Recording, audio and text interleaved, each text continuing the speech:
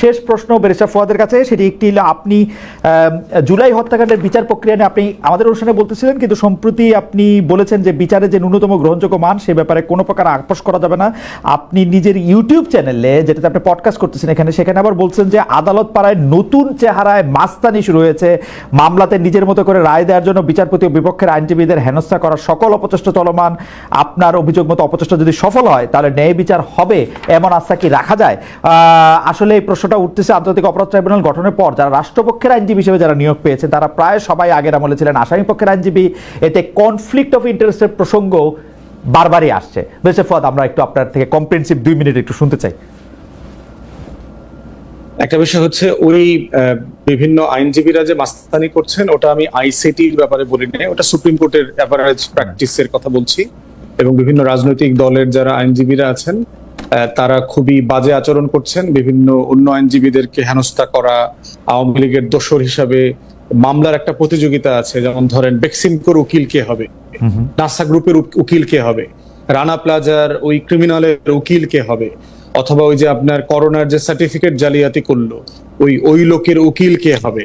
এগুলো নিয়ে আপনার বেশ মানে মনস্তাত্ত্বিক যুদ্ধ চলতেছে এবং ভিতরে প্রচন্ড টাকা পয়সা হিসাব নিকাশ মাস্তানি এবং বিচারকদেরকে গিয়ে ইয়ে করা। যেহেতু আপনি জানেন যে অধিকাংশ বিচারপতি আওয়ামী লীগের সময়কার মনোনীত, তারা প্রচন্ড একটা মানসিক কষ্টের মধ্যে আছে, তারা কোন দিকে যাবে না যাবে। তো তাদেরকে ওই মনস্তাত্ত্বিক দুর্বলতাটার একটা সুযোগ নিয়ে হুমকি দিয়ে বিচার প্রক্রিয়াকে তাড়িত করবার চেষ্টা করা হয়। এবং মাঝখানে একজনকে দেখলাম, একজন সিনিয়র আইনজীবীকে একদল আইনজীবীরা মিলে কোর্টে হেরে যাওয়ার পরে ঘুষি পর্যন্ত দেওয়ার চেষ্টা করা হয়েছে এবং একটা ভিডিও দেখলাম। এগুলো তো খুব দুঃখজনক। গণ অভ্যুত্থানের পরের যদি এই খাইসলত গুলো আমাদের না বদলায় তাহলে ঠিক মজলুমের জালেম হয়ে ওঠার যে ইতিহাস আমরা জানি এবং একই প্রসেসে তার যে পতন হয় সেই প্রক্রিয়ার মধ্য দিয়ে যাবার আশঙ্কা আমি করছি। আইসিটির ব্যাপারে যেটা বলেছেন সেখানে ব্যাপারে আমি কথাটা পাবলিকলি বারবার বলি, ওনাদের সাথে দেখা হইলেও বলি যে আপনাদের বিচার করবেন এটা ফাইন, কিন্তু মানের ব্যাপারে কখনো যেন কম্প্রোমাইজ করবার সুযোগ না আসে। কারণ মনুষ্যত্ব সেখানেই প্রমাণিত হয় যে আপনার শত্রুর সাথে আপনি কতটুকু ইনসাফ করতে পারেন, ওটাই হলো মনুষ্যত্বের স্ট্যান্ডার্ড। হাসিনাকে আমরা সবাই অপছন্দ করি, কিন্তু পলিটিক্যালি তাকে আমি ঘৃণা করি, কিন্তু বিচারের ব্যাপারে তার ব্যাপারে শতভাগ ইনসাফ করতে হবে, এই কথাটা আমরা সব জায়গায় দেখতে চাই, আমলে দেখতে চাই।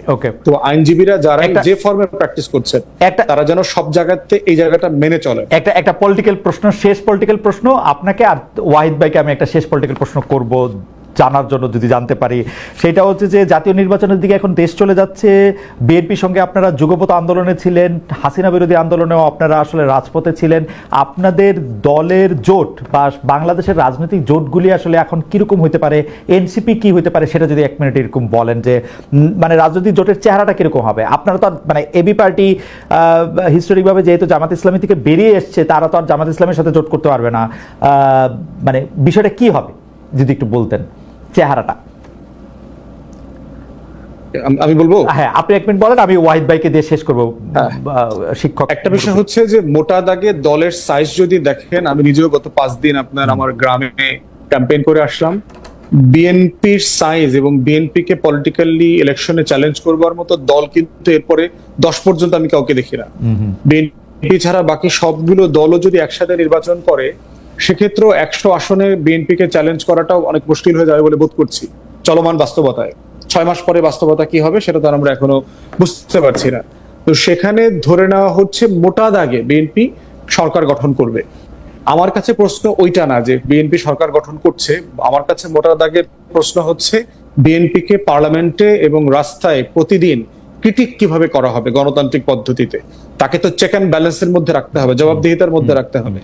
বিএনপি যেভাবে জাতীয় ঐক্যমতের সরকার করবার প্রস্তাব দিচ্ছে এবং প্রচুর ছোট ছোট দলগুলো সব, অসুবিধা কি? বিএনপি শেখ হাসিনার মতো একটা দল সরকার করবে, একটা হাসি খুশি বিরোধী দল। এটা তো ধরেন আমরা একটা হাসি খুশি বিরোধী দল, আমরা তো ওইটা দেশের জন্য তো ক্ষতিকর খালিদ ভাই। দিন শেষে আমরা যারা বিএনপি আর কি করছিলাম, বিএনপি তার কিছু করার নাই। আপনি যেটা বললেন সেটার সাথে আমি সম্পূর্ণ একমত। আসলে তো এখন বিএনপির মাঠে কোনো চ্যালেঞ্জ নাই, বিএনপির চ্যালেঞ্জ বিএনপি নিজে। কি করবে এখন বিএনপি? হ্যাঁ, ওইটাই হচ্ছে এখন আমাদের আলোচনার বিষয় যে বিএনপি কে পার্লামেন্টে সিরিয়াসলি বিরোধী দল আকারে চ্যালেঞ্জ করতে পারবে, আচ্ছা, দেখি। কথা বলতে পারবে, সেই রকম একটা ফোর্স নিয়ে আমাদের এখন কাজ করা দরকার। আমি ওইটা নিয়ে বেশি কনসার্ন। ওকে, কে ইমিডিয়েটলি ক্ষমতায় যাচ্ছে এটা আসলে এখন আলোচনার খুব ওকে, বেশি স্পেস। আমার মনে হয় যে ব্যারিস্টার ফুয়াদ একদম ঠিক কথা বলছেন।